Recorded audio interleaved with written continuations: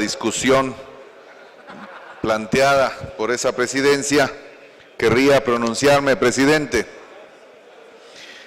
Estamos viendo una reacción, efectivamente, la figura constitucional del veto presidencial, los argumentos esgrimidos y en las consideraciones del Ejecutivo simplemente denotan que no se le dio la lectura adecuada a la iniciativa de ley aprobada acá.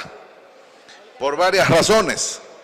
En este pleno aceptamos en consenso, incluso a pesar de que no es inconstitucional, legislar en favor de un grupo específico, tal y como lo establece la Constitución en el artículo 66 constitucional. Y el artículo 66 constitucional, cito, presidente, establece que el Estado de Guatemala está obligado a 3 verbos: a reconocer, a respetar y a promover derechos. 6 derechos: formas de vida, formas de organización social, idioma, trajes de los pueblos indígenas, tradiciones y costumbres, por principio y jerarquía constitucional.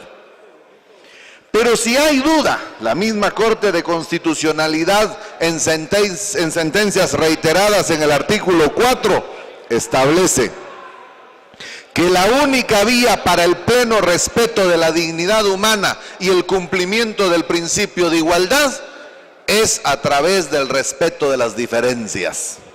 El respeto a la diferencia es la ruta para lograr la garantía del respeto a la dignidad humana en igualdad de condición, tal y como lo establece el artículo 4 constitucional. En esa lógica de dictado constitucional y de norma en máxima jerarquía, no es posible la interpretación del Ejecutivo.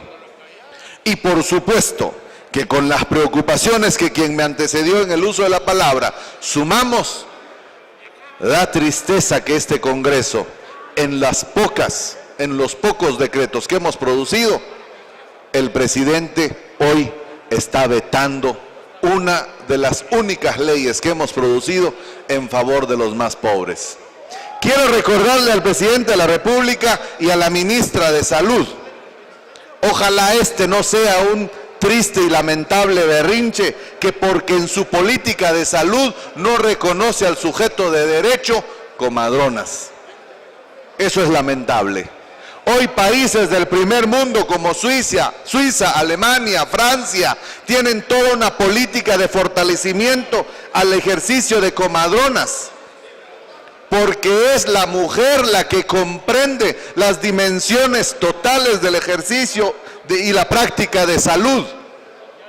Es lamentable que no podamos entender eso y nosotros seguimos con una visión cuadrada, encasillada, prefabricada, en clara violación a estos sujetos. Quiero recordar también que las mismas estadísticas establecen que se ha reducido hasta el 40% de la mortalidad materno-infantil que no cubre el Estado y que lo suplen las comadronas sin que al Estado le cueste un solo centavo. El Ministerio de Salud y el Estado no llega a responder a la necesidad de salud en materia de los primeros meses y todos los meses de gestación hasta el alumbramiento. En Guatemala, como país catalogado del tercer mundo, se mueren los niños sin atención médica y han sido las comadronas quienes le han aportado a este Estado algún mínimo de equilibrio. Entonces, las consideraciones del veto presidencial se vuelven irracionales, fuera de la realidad y en desprecio y en desmedro de los derechos fundamentales de las mujeres, de cientos de mujeres, que entre las pobres, las más pobres, que caminan horas y horas y están al servicio 24 horas a la población, supliendo las deficiencias graves del Estado.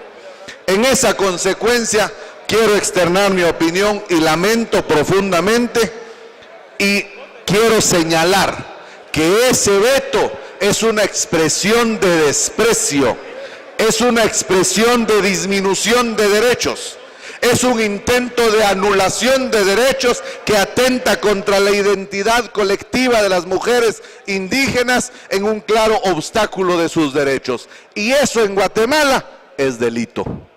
Y el impulso en el ejercicio de la jerarquía y la autoridad que le faculta al presidente lo hace peor aún, porque utiliza su función y su cargo para generar condiciones de desmedro y condiciones de desprecio a las 123,000 comadronas en todo el país.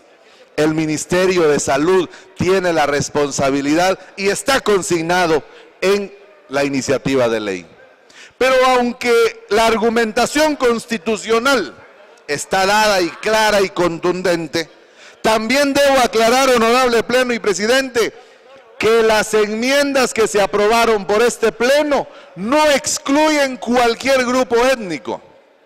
La iniciativa incluye a todas las comadronas. Fue la petición de los honorables diputados y así lo hicimos. Por lo tanto, se evidencia la incapacidad de lectura de la iniciativa que hizo el Ejecutivo. Los diputados, miembros de la Comisión de Salud, propusieron enmiendas para eliminar las barreras étnicas en la identificación de comadronas y así lo aprobamos. Por lo tanto, se equivocó el Ejecutivo en su argumentación. En esa consecuencia, y en virtud de que no limita y no es exclusiva para un grupo étnico, no debería proceder el envío a la Corte de Constitucionalidad por claridad evidente de la norma puesta en cuestión, porque no violenta ningún mecanismo ni favorece la exclusión de ningún grupo étnico. En virtud de ello, presidente, yo creo, y estando en discusión el planteamiento, yo creo que no es procedente porque los argumentos esgrimidos por la presidencia no existen en la literalidad de la norma. Al contrario, son absolutamente abiertos y se encuadran en la política de salud que el Estado debería tener. Gracias, presidente, honorable Pleno. Para continuar con la discusión,